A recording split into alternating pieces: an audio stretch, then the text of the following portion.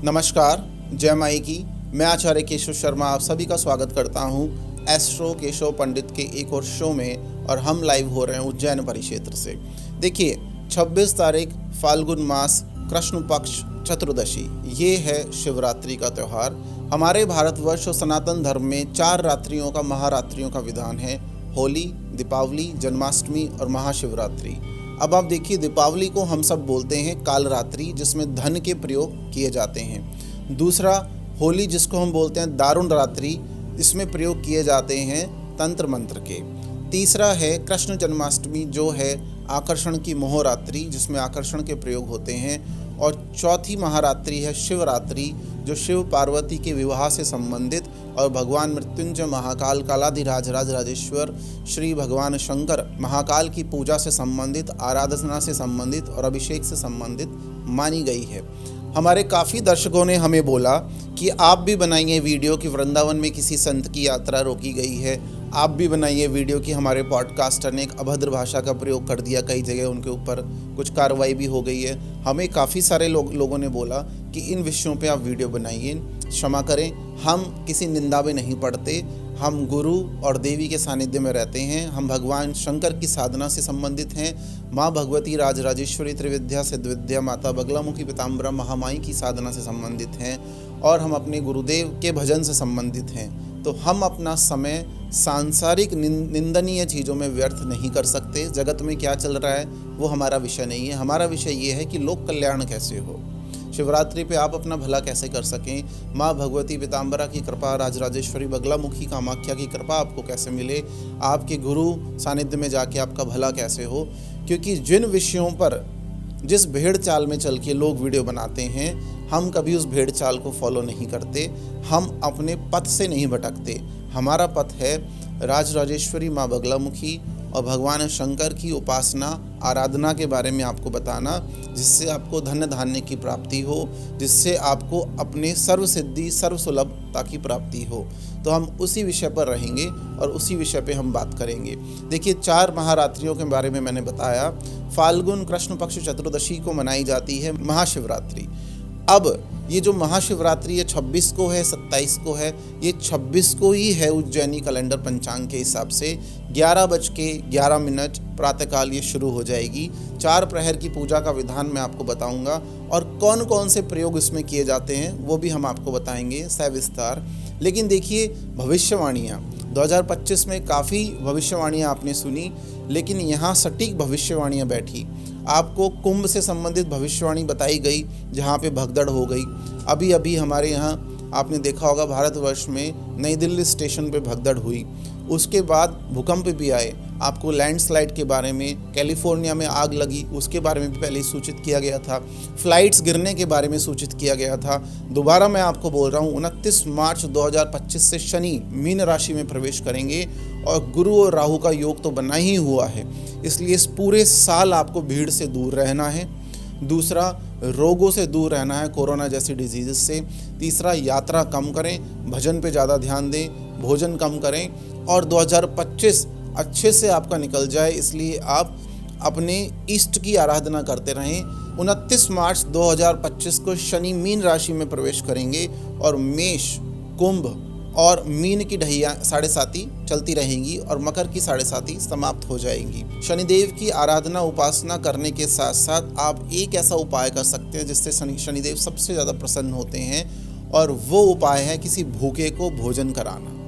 चाहे वो कौवा हो, चाहे वो श्वान कुत्ता हो, ये वो गाय हो, कोई भी जानवर जीव हो सकता है। छोटे जीव हों जिनको आप कुछ आटा या मिश्री या पाउडर कुछ भी मीठा चूर के दे सकते हैं, बिलों में डाल सकते हैं। या फिर आप किसी भूखे व्यक्ति को भोजन कराएं, उसे दक्षिणा दें, भोजन कराएं, उसे प्रणाम जरूर करें। देखिए, शनिदेव का दान करते समय आप ये बात ध्यान रखें कि अहंकार निकाल दें पूरा। जो व्यक्ति ऊपर की तरफ देखता है और नीचे की तरफ नहीं देखता, मतलब अपने जूनियर्स का, अपने सबऑर्डिनेट्स का, वंचितों का, शोषितों का ध्यान नहीं रखता, शनिदेव उसके ऊपर कृपा बिल्कुल नहीं करते हैं। तो आपके नीचे कौन है, उनके भोजन की व्यवस्था भी अगर आप कर पा रहे हैं, ईश्वर ने आपको ये प्रारब्ध दिया है, तो आप झुककर प्रणाम करके उसे भोजन दें। शनिदेव आपसे प्रसन्न होंगे। ये शनिदेव की सबसे बड़ी रेमेडी है। अब हम चलते हैं उज्जैन महाकाल की कथा गाथा के ऊपर और उनके बारे में आपको मैं थोड़ी जानकारी आज देता हूँ। देखिए, भगवान शंकर का पर्व आ गया है। माता भगवती पार्वती और भगवान शंकर के विवाह का पर्व है महाशिवरात्रि। मतलब आप बोल सकते हैं प्रकृति और पुरुष के साथ आने का, मिलने का जो पर्व है वो है महाशिवरात्रि। तो महाशिवरात्रि पे बड़े बड़े मंत्रों की सिद्धि आप कर सकते हैं अपने गुरु सानिध्य में। और क्या कर सकते हैं आप संतान के, पुत्र के भले के लिए, अपने लिए क्या कर सकते हैं आप अपना धन ऐश्वर्य, रोग शोक दुख का निवारण और धन ऐश्वर्य वैभव बढ़ाने के लिए क्या कर सकते हैं, आइए इसकी विस्तृत चर्चा करते हैं। देखिए, मध्य प्रदेश के उज्जैन क्षेत्र में आप जाएंगे तो वहाँ पे 12 ज्योतिर्लिंगों में से बहुत प्रमुख ज्योतिर्लिंग श्री उज्जैन महाकालेश्वर मंदिर स्थापित है। पूरे ब्रह्मांड में एक ही ऐसा स्वयंभू ज्योतिर्लिंग है जो दक्षिण मुखी है। अब आप शास्त्र संगत जो विवेचना है उसको सुन लीजिए, जिससे आपको ज्ञान प्राप्ति हो और वहाँ जाकर आप भी दर्शन कर सकते हैं। आनंद भैरव जिनको बोला गया माँ बगलामुखी की साधना में, जो माँ बगलामुखी की अंग देवता हैं, वो उज्जैन के मृत्युंजय महाकाल अर्थात मृत्युंजय महाकाल ही आनंद भैरव हैं। तो उनकी साधना उपासना में मृत्युंजय मंत्र, माँ बगलामुखी की साधना उपासना में मृत्युंजय मंत्र का भी अत्यंत महत्व माना गया है, गुरु मंत्र और गणेश मंत्र के साथ साथ। अब हम महाकाल को सृष्टि का राजा क्यों बोलते हैं? जब आप शास्त्र की विवेचना करेंगे और जब आप भगवान शंकर शाक्त उपासना या शक्ति की उपासना, शिव उपासना से संबंधित ग्रंथ पढ़ेंगे या शंकराचार्य महाभाग के बड़े बड़े ग्रंथ पढ़ेंगे तो आपको पता लगेगा राजा विक्रमादित्य के समय से उज्जैन महाकाल का मंदिर है। मंदिर तो बहुत पहले से है। सतयुग में राक्षस और देवता सब मिलके उज्जैन महाकाल की आराधना उपासना करते थे। श्री राम ने उपासना करी त्रेता में। उसके बाद द्वापर में भगवान श्री कृष्ण का आश्रम तो यहीं आसपास ही उज्जैन में ही माना गया, सांदीपनी आश्रम। तो वहाँ भगवान श्री कृष्ण ने उनकी आराधना उपासना करी। देखिए, ये जो पृथ्वी आपको दिखाई देती है, इसके ऊपर 7 आकाश की विवेचना है और नीचे स्वयंभू 7 पातालों की विवेचना की गई है। इसलिए बोला गया है आकाशे ताड़का लिंगम पाताले हाटकेश्वर, अर्थात ये 7 आकाश जो 7 स्वर्ग दिखाई देते हैं, उन स्वर्ग के जो राजा हैं वो भगवान शंकर का ही रूप है। ताड़का लिंग, ताड़केश्वर उनके राजा बोले गए हैं। ऐसे ही पाताल के 7 पातालों के राजा हाटकेश्वर महादेव बोले गए हैं। लेकिन ये जो पृथ्वी बीच में भूलोक है, ये जो धरती है, ये सृष्टि है, इसके राजा उज्जैन के महाकाल बोले गए हैं। देखिए, यहाँ पे समय की महिमा है, काल की महिमा है। आप जन्म लेते हैं, जीवन जीते हैं और फिर आप मोक्ष गति को प्राप्त हो जाते हैं, आपका मरण हो जाता है। तो यह काल की महिमा है और काल को अपना दास बना के जो बैठे हुए हैं वो है उज्जैनी मृत्युंजय महाकाल।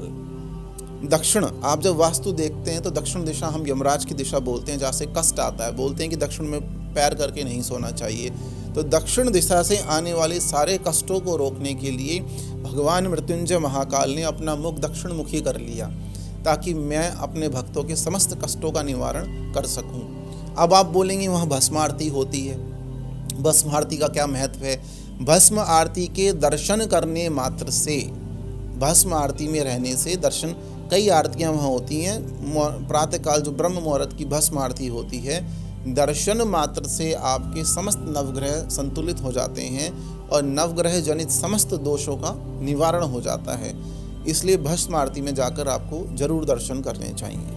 दूसरा, आप देखिए, भगवान शंकर के षडामनाय रूप भी बताए गए हैं शास्त्रों में, जिनकी पूजा आप शिवरात्रि में कर सकते हैं। 6 शिव, सदाशिव, अघोर शिव, सद्योजात शिव, वामदेव शिव, तत्पुरुष शिव और ईशान शिव, इनकी पूजा का विधान भी शास्त्रों में मिलता है।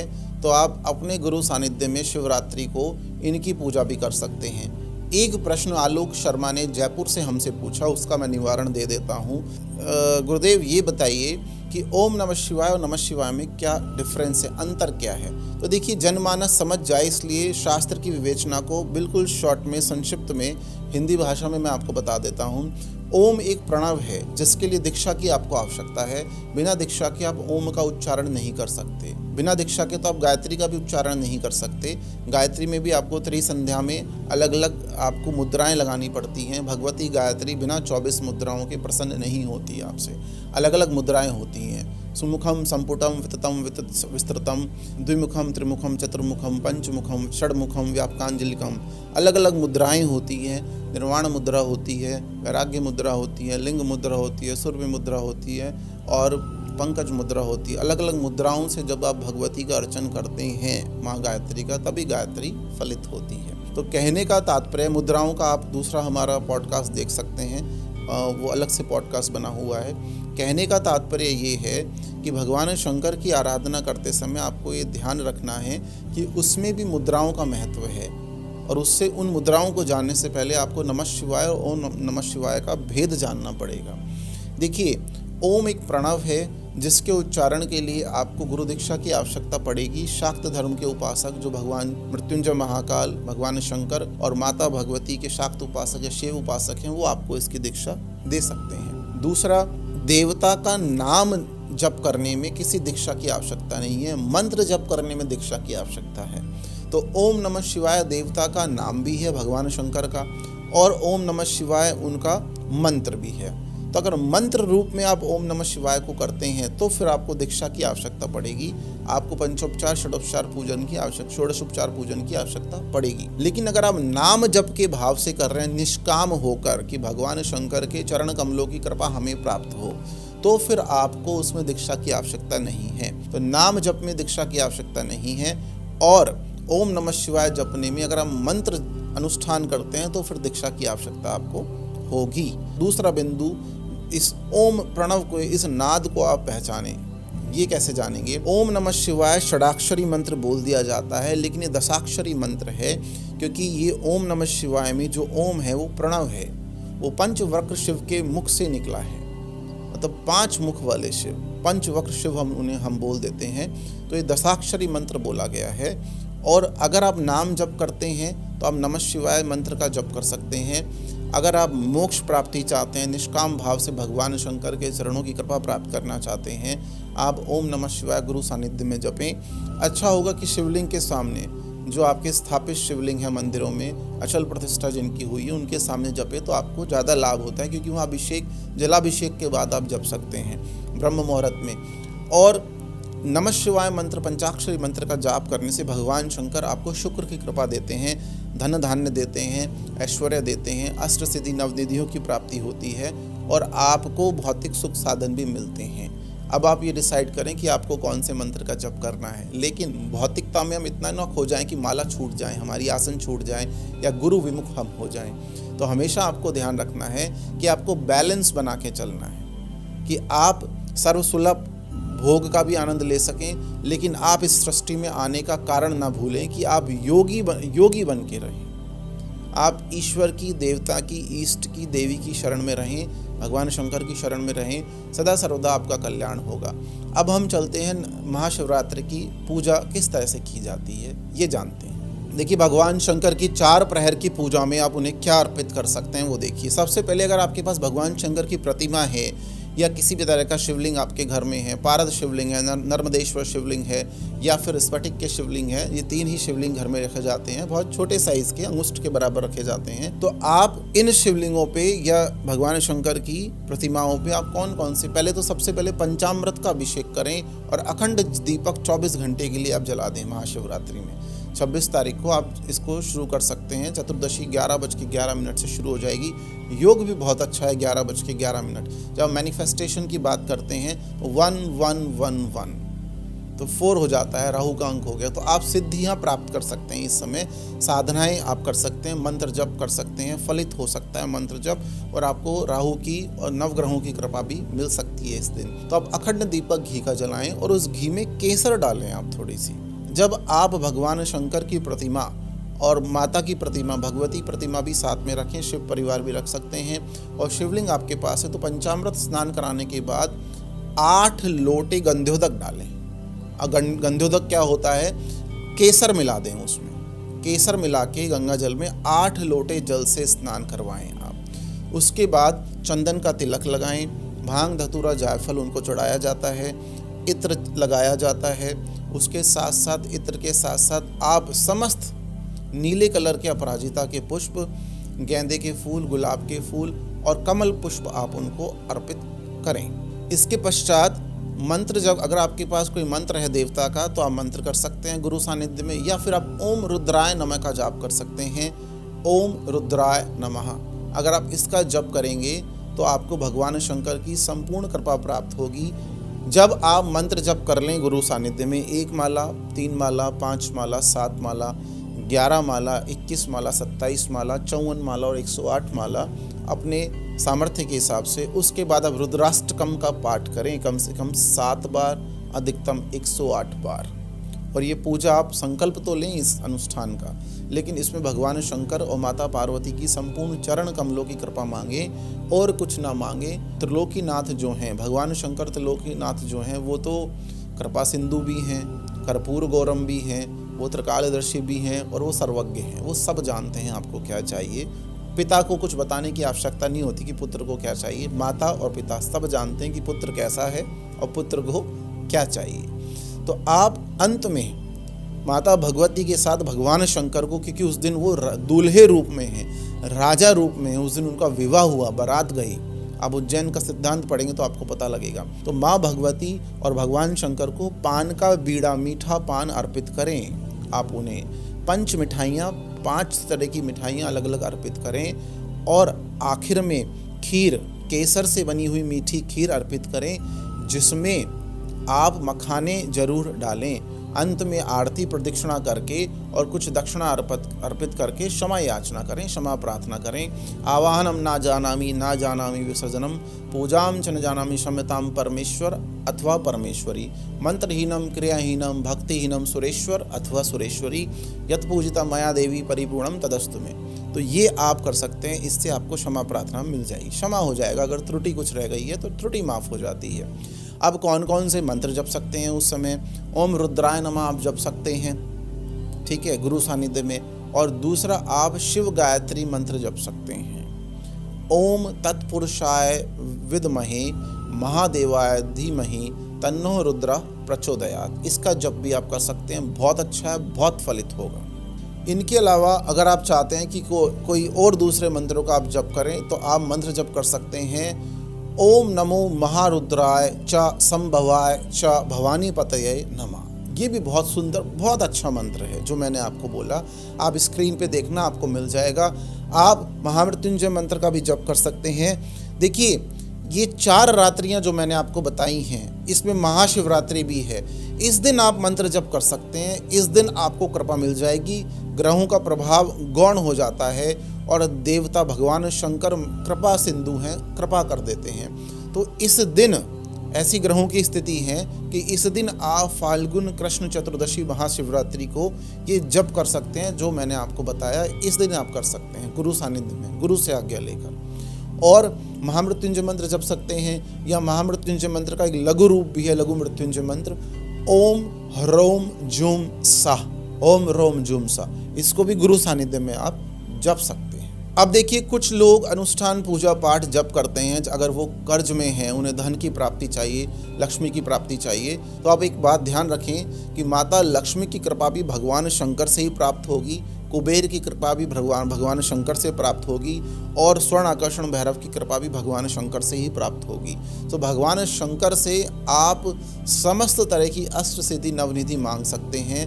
आप अपने अनुष्ठानों में ये संकल्प रख सकते हैं। लेकिन एक बात आप जरूर ध्यान रखें, लक्ष्मी मांगने में और विष्णुमय लक्ष्मी मांगने में अंतर है।